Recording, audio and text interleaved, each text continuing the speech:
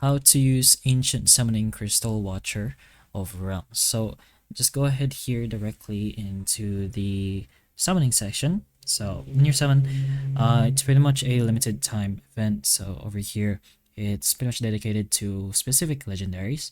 So unlike this one where you could get a legendary with the same chances of the other legendaries, this one is more specific. So in our case, it's on Ingrid right now and Cadgrim. So to use it, just go ahead and use it here, obviously, to the summon option. So once you press on this, it's gonna use up your ancient summoning crystals. So take a look at the drop rates as well if you want. But anyways, the pity timer triggers only once during this event as well. So legendary heroes obtainable from the ancient summoning event include all legendary heroes, including these ones. But of course, the drop rates for this one is pretty much higher, so up to 20 times apparently. So we already used ours. We were able to get Ingrid in our first try, but that is how you use Ancient Summoning Crystal in Watcher of Realms. So hopefully the information of this video can help you, and if it can, please like and subscribe for more videos like this, and that's all.